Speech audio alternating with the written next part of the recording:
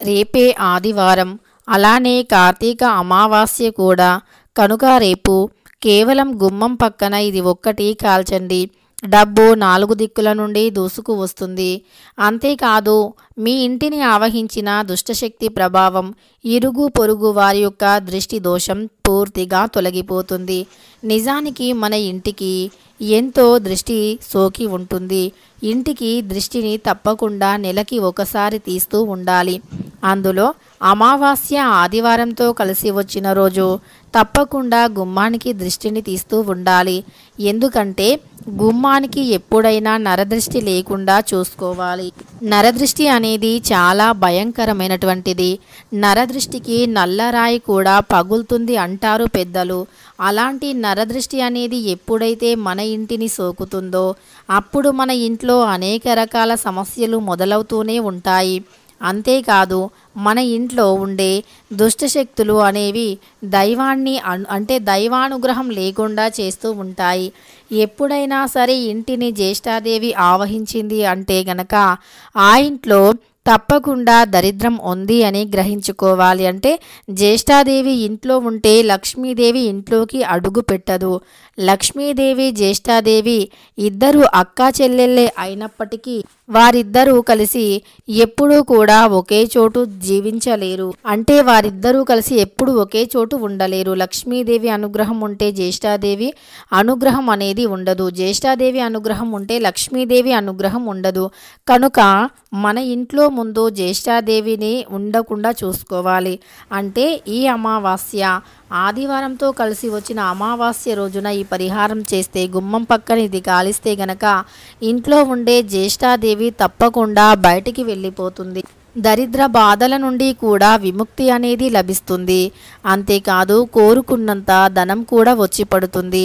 కోటి జన్మల పుణ్య ఫలితం కూడా వస్తుంది. కనుక రేపు మర్చిపోకుండా గుమ్మం పక్కన ఇది ఒక్కటి కాల్చండి. మనకు ఆదివారం అంటేనే పవిత్రమైనటువంటి రోజు. ఆదివారం అంటే సూర్యభగవానునికి చాలా ఇష్టం. పూర్వకాలంలో ఆదివారానికి చాలా ప్రత్యేకమైనటువంటి అంటే నియమనిష్టలు ఉండేవి. చాలా నియమనిష్టలతో ఆదివారాన్ని గడిపివేసేవారు. మారుతున్న కాలానికి అనుకూలంగా మనము మారవలసి వచ్చింది. అంటే ఆ మారుతున్న కాలం అంటే ఈ రోజుల్లో చాలామంది ఉద్యోగాలు చేయటం, చాలా బిజీగా ఉండటం వల్ల ఆదివారం రోజున నియమనిష్టలను పాటించలేకపోతూ ఉన్నారు. అంటే పూర్వకాలంలో మాత్రం ఆదివారం రోజుల్లోనే ఉపవాసం ఉండేవారు.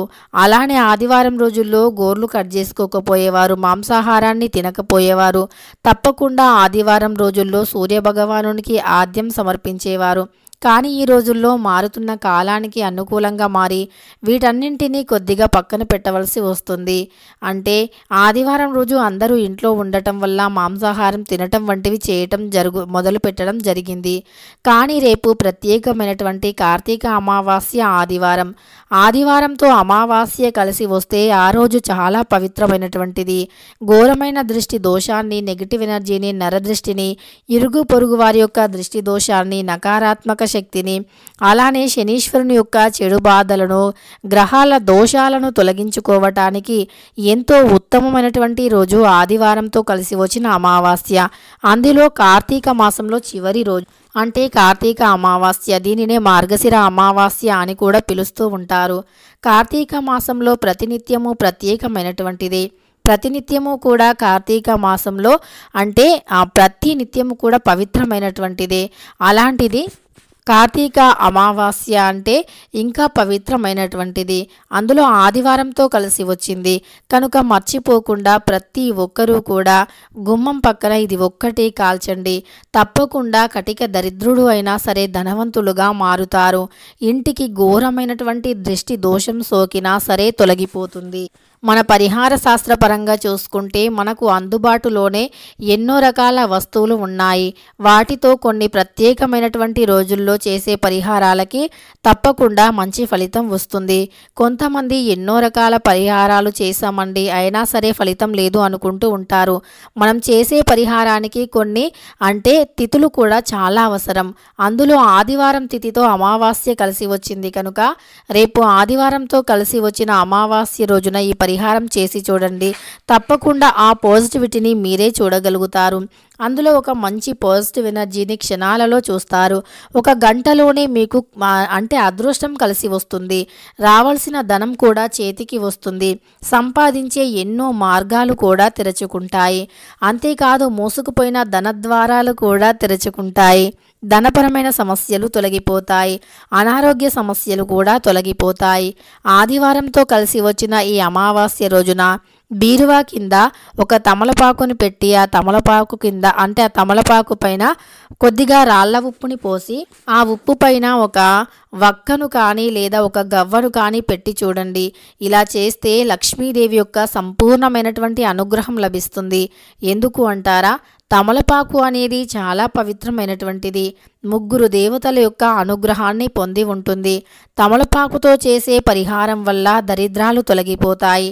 తమలపాకు అలానే రాళ్ళ ఉప్పు కనుక ఇక మంచి ఫలితం వస్తుంది. తమలపాకు రాళ్ళ ఉప్పుతో ఈ పరిహారం చేస్తే ఖచ్చితంగా మీ ఇంట్లో ఉండే చెడు శక్తులు అన్నీ తొలగిపోతాయి. తమలపాకు రాళ్ళ ఉప్పుతో ఈ పరిహారం చేస్తే మీకు ఉండే కష్టాలు కూడా తొలగిపోతాయి. ఇక రాళ్ళ ఉప్పు తమలపాకు వీటిని బీరువా కింద పెట్టి అందులోనే వక్కను కూడా పెట్టి బీరువా కింద పెట్టి మరుసటి రోజు ఆ ఉప్పు తమలపాకు వక్కని మూడింటిని కూడా తీసుకొని వెళ్ళి గోమాతకి ఉప్పుని తినిపించండి. ఇలా గోమాత కొంచెం ఉప్పుని తిన్నా మీ కష్టాలు చాలా తొందరగా తొలగిపోతాయి. అలానే ధనం కూడా విపరీతంగా ఆకర్షింపబడుతుంది అని గుర్తుంచుకోండి. దానితో పాటు సకల దేవతల అనుగ్రహం కూడా మీపై ఉంది అని గుర్తుంచుకోండి. ఈ పరిహారాన్ని రేపు తప్పకుండా చేయండి. అలానే మరి రేపు గుమ్మం పక్కన ఏది కాల్చాలో తెలుసుకుందాం.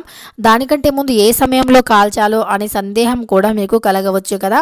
అయితే గుమ్మం పక్కన ఏ సమయంలో కాల్చాలి అంటే సాయంత్రం రాత్రి అయిన తర్వాత మాత్రమే, రాత్రి సంధ్యా సమయం రాత్రి అయిన తర్వాత మాత్రమే ఈ పరిహారాన్ని చేయండి. అంటే గుమ్మం అనేది పవిత్రమైనటువంటిది. మన ఇంట్లోకి లక్ష్మీదేవిని ఆహ్వానించాలి అంటే తప్పకుండా గుమ్మం దగ్గర ఎలాంటి దోషాలు ఉండకూడదు. అలాంటి ప్రతికూల శక్తులను ప్రతి దోషాన్ని కూడా తొలగించేటటువంటి శక్తిని కలిగి ఉండేటటువంటిదే ఈ అమావాస్య. సంధ్యా సమయంలో లక్ష్మీదేవికి కుంకుమ పువ్వుని సమర్పించండి లేదా కుంకుమను నుదుటిన సమర్పించండి. గుమ్మాన్ని పరిశుభ్రంగా ఉంచుకోండి. గుమ్మం ముందు చెప్పులు చీపిర్లు లేకుండా చూసుకోండి. అలానే ఉత్తర దిక్కున ఉప్పుని పెట్టి ఉప్పు పైన దీపాన్ని వెలిగించి ఈశాన్యం దిక్కున తమలపాకు పైన దీపాన్ని వెలిగించండి. ఇలా చేస్తే లక్ష్మీదేవి ఇంట్లోకి వస్తుంది. అలానే వాస్తు దోషాలు సైతం తొలగిపోతాయి. ఒకవేళ ఇంటికి ఏవైనా వాస్తు దోషాలు సోకినట్లు అయితే గనక ఆ ఇంట్లో రూపాయి కూడా మిగలదు. ఎప్పుడు గొడవలు, అనారోగ్య సమస్యలు, డబ్బు సమస్యలు వస్తూ ఉంటాయి. కనుక అలాంటి వాస్తు దోషాలను కూడా ఈ పరిహారం వల్ల తొలగించుకోవచ్చు. ఇక గుమ్మాన్ని సంధ్యా సమయంలో శుభ్రం చేసుకోవాలి. ముఖ్యంగా ఈ అమావాస్య రోజుల్లో లక్ష్మీదేవి రాత్రి సమయంలో భూలోక సంచారం చేస్తుంది. అందువల్ల రాత్రి సమయంలో గుమ్మాన్ని పరిశుభ్రంగా ఉంచుకోవటంతో పాటు గుమ్మం యొక్క డోర్లను కూడా పరిశుభ్రంగా డస్ట్ లేకుండా తుడుచుకొని గంధంతో స్వస్తిక్ గుర్తుని వేసుకోవాలి. అంటే డోర్ పైన స్వస్తిక్ గుర్తుని, త్రిశూల గుర్తుని, శంఖం గుర్తుని వేసుకుంటే లక్ష్మీదేవి ఇంట్లోకి ఆకర్షింపబడుతుంది. అలానే ఒక రాగి చెంబులో నీటిని పోసి అందులో ఉప్పుని నిండుగా పోసి ఆ చెంబుని గుమ్మానికి ఎడమ వైపున పెట్టాలి. ఉప్పు అంటే దొడ్డుప్పుని మాత్రమే పోసి గుమ్మానికి ఎడమ వైపున డోర్ పక్కన పెట్టాలి. ఇలా చేస్తే లక్ష్మీదేవి ఆకర్షింపబడుతుంది. ఇంట్లో ఏ మూలన ఏ దుష్టశక్తి దాగి ఉన్నా ఆ ఉప్పు పూర్తిగా లాగేసుకొని ఒక గంటలోనే శుభ ఫలితాన్ని కలిగింపజేస్తుంది. ఈ విధంగా ఎవరైతే అమావాస్య రోజు ఈ పరిహారాల్లో ఏ ఒక్క పరిహారం పాటించినా మీ దశ మారిపోతుంది. రాత్రికి రాత్రే అదృష్టవంతులుగా మారిపోతారు. మీపై ఉండేటటువంటి చెడు శక్తుల ప్రభావం పూర్తిగా తొలగిపోతుంది. అలానే ఆ ఉప్పుని అంటే మరుసటి రోజు ఉదయాన్నే అంటే సోమవారం రోజు ఉదయాన్నే ఆ ఉప్పుని నీటిలో వేసి కరిగించి ఆ నీటిని చెట్లకు పొయ్యండి. ఇలా చేస్తే ఖచ్చితంగా మీ ఇంట్లో ఉండే ప్రతికూల శక్తులు తొలగిపోతాయి. మరి ఈ అమావాస్య రోజున గుమ్మం పక్కన ఏది కాల్చాలో ఇప్పుడు తెలుసుకుందాం. దీనికోసం అని ఒక ఇత్తడి గిన్నెను కానీ మట్టి పాత్రను కానీ తీసుకోండి.